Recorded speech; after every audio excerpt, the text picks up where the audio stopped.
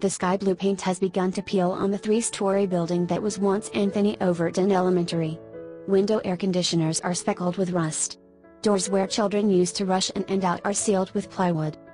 The empty shell of this school on Chicago's largely black South Side stands as a reminder of one of Rahm Emanuel's defining acts as mayor, overseeing the closing of nearly 50 public schools deemed underperforming, underutilized or both. It was the largest closing of schools in memory, with many of them in Black or Latino neighborhoods. For the mayor, this was one step toward bringing better education to students trapped in failing schools amid a fiscal crisis. Overton, after all, was nothing to brag about. Its test scores put it in the lowest tier of the nation's third largest school district, and it had been placed on probation by school officials for 3 years.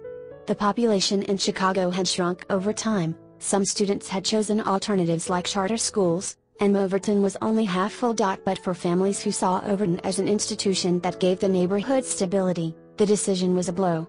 "It hurts," said Earvin Wade, 55, who lives across the street. "You used to have a lot of kids there, families around. It was at the heart of our neighborhood. Now it's nothing but an eyesore." As Mr. Emanuel faces an unexpected runoff election for mayor, questions are percolating through the race about his brusque style, his handling of gang violence, and whether he has favored wealthy downtown interests over ordinary neighborhoods. But in the end, it may be the education agenda that he proudly, defiantly and swiftly carried out that threatens his political future. Like many mayors of big cities, Mr. Emanuel, a Democrat, came into office 4 years ago bluntly pledging to turn around a troubled school system and improve graduation rates, which hovered around 58%. He was withering in his critique, asserting at one point that students were getting the shaft. Mr. Emanuel sought to reduce dropout rates and extend the availability of preschool and full-day kindergarten. He pushed to toughen teacher evaluations and oversaw an expansion of charter schools, which are privately run and publicly funded. He demanded an increase in the length of the school day, which compared unfavorably with that of other major cities, helping set off the first teachers' strike in a quarter century. Teachers, who said they felt attacked by Mr. Emanuel and carried pointed signs with messages like "What's wrong with you?" during the strike in 2012, are now leading the charge against him. Chicago Teachers Union leaders urged Jesus G. Garcia, a county commissioner known as CHA, to enter a wide field of candidates in the first balloting last week against Mr. Emanuel. And they said they would be pressing efforts on behalf of Mr. Garcia, who finished second to Mr. Emanuel, forcing him into the runoff election on April 7. Continue reading the main story.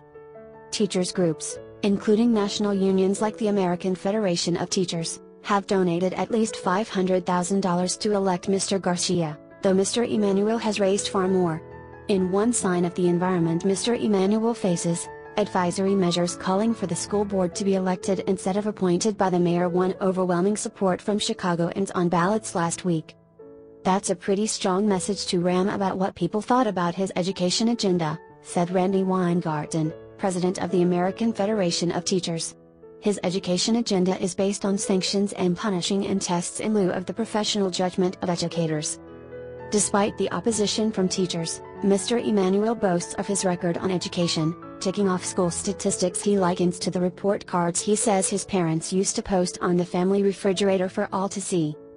"We had to make changes in the structure of the system that was holding our kids and our teachers back from doing what they do best," Mr. Emanuel said in an interview. "Now, we're not done. It's not over. There are things that have to get done. But they're finally pointing in the right direction and repeatedly doing better and better each year." During his first term, graduation rates rose to just under 70%, a high for the Chicago system, according to school officials. The number of African American students in advanced placement classes grew by 40%. Suspensions and expulsions dropped. In the wake of the strike, school days grew to 7 hours for public elementary school students, up from less than 6, school officials said, and students now attend class 178 days a year, not 170. Mr. Emanuel has pressed for a new program that provides free tuition to the city colleges, the local community college system, for public school students who graduate with a B average or better. "This is someone with a vision," said Juan Jose Gonzalez, the Chicago director of Stand for Children Illinois, an education group that has endorsed Mr. Emanuel. Yet on the south and west sides, people seem to remember Mr. Emanuel most for the decision his appointed school board made to close nearly 50 public schools from among the district's more than 700. Of the closings, Mr. Emanuel said the choice had been vexing but necessary.